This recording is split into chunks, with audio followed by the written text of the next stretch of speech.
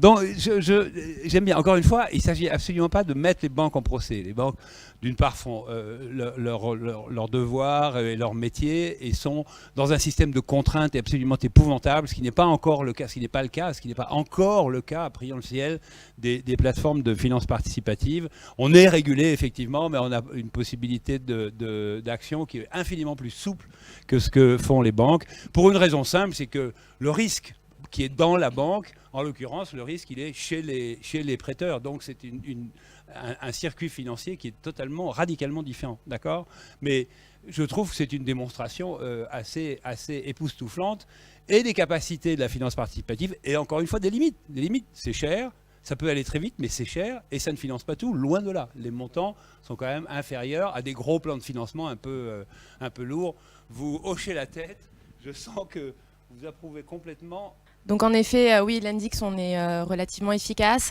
Donc aujourd'hui, on est leader, on est leader en France en fait, après 12 mois d'existence, avec 23 millions d'euros levés et 40% de parts de marché en France.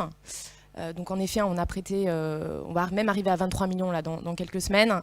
On a prêté à 96 projets de PME, ETI, TPE, pour des montants moyens de 200 000 euros. En effet, aujourd'hui, l'Endix peut financer, je dirais, des projets qui vont entre 30 000 et 1,5 million. Donc on est au-delà des 1 million que vous évoquiez tout à l'heure, pour la bonne et simple raison en fait, qu'il y a également des investisseurs institutionnels qui prêtent, en plus des particuliers. Hein. Donc on peut aller jusqu'à 1,5 million et très prochainement peut-être 3 millions. Voilà, donc on monte en puissance. Aujourd'hui, nous, on n'a pas de secteur d'activité privilégié. Hein. On étudie vraiment tout type de projet. On a néanmoins quand même quelques critères. En effet, on doit quand même s'assurer que la PME en fait, ait un minimum de capacité de remboursement. Et donc, on va demander à ce que les PME aient au moins 3 exercices fiscaux clôturés, un chiffre d'affaires minimum de 500 000 euros à la clôture du dernier exercice. Pour des sociétés commerciales classiques, pour tout ce qui est café, hôtel, restaurant, on est sur 400 000 et pour les cabinets en gestion de patrimoine, 300 000 euros. En termes de rentabilité, on va demander à ce que la PME ait quand même une rentabilité positive, également à la clôture du dernier exercice, ce qui va en fait nous sécuriser un petit peu hein, sur le remboursement. Et puis ensuite, bien évidemment, hein, comme je dirais tous les autres acteurs hein, du crowdfunding, on va regarder tout l'aspect, je dirais, bilanciel, donc tous les postes, hein, donc taux d'endettement, fonds propres, etc. Voilà. En termes de durée des emprunts qu'on propose, jusqu'à hier, on proposait en fait des prêts qui allaient entre 18 et 60 mois, remboursables mensuellement.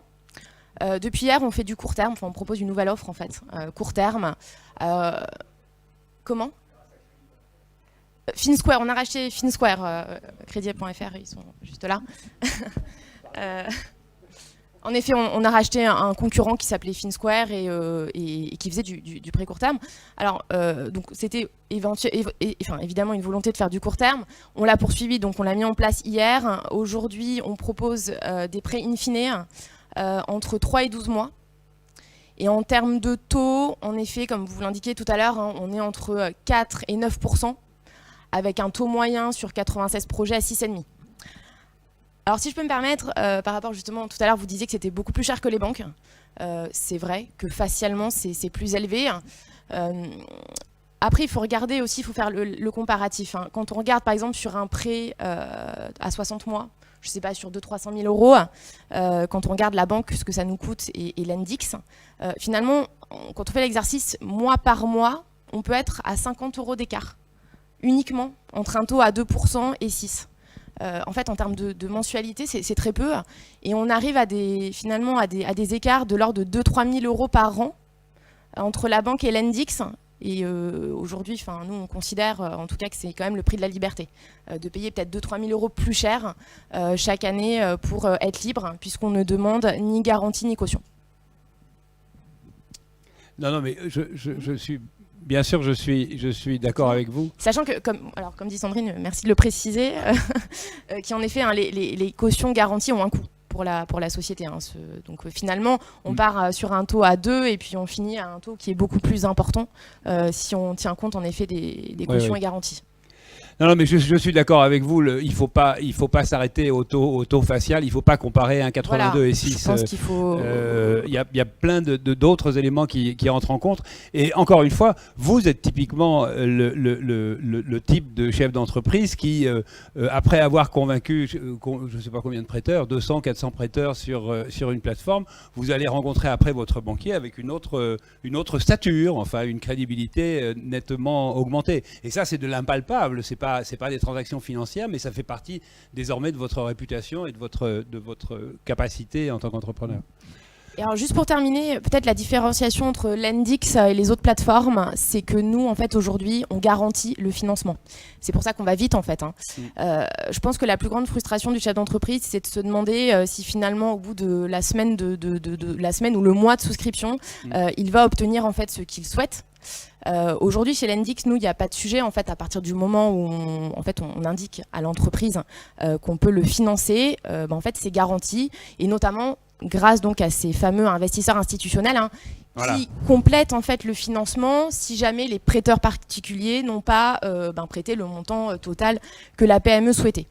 Donc généralement, en moyenne, sur les 96 projets, entre l'envoi, je dirais, des documents et puis les fonds sur votre compte, on compte une quinzaine de jours, 17 jours exactement. D'accord. Oui, effectivement, au passage, il est important de noter que Lendix n'est pas absolument typique parmi les plateformes de financement participatif parce que Lendix est très, très lié à un gros fonds.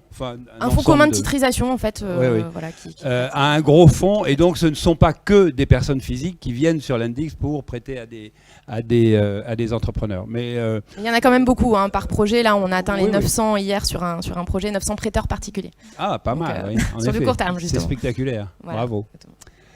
Ok, très bien. Au passage, vous noterez quand même que les plateformes de prêt sont pas si imprudents que ça. Quand vous dites qu'on veut avoir 3 bilans avant de prêter, ça veut dire que ça exclut la plupart, l'immense majorité des startups, des jeunes entreprises, en tous les cas qui n'ont pas un expert comptable avec les 3 bilans certifiés. Et donc, on doit chercher aussi des solutions. Enfin, il y a aussi des solutions pour ce type de projet, mais les solutions, c'est pas le prêt, c'est les fonds propres, bien entendu. La capacité d'endettement, si vous voulez, plus l'entreprise est jeune, plus la capacité d'endettement de l'entrepreneur est discutée par tous les prêteurs.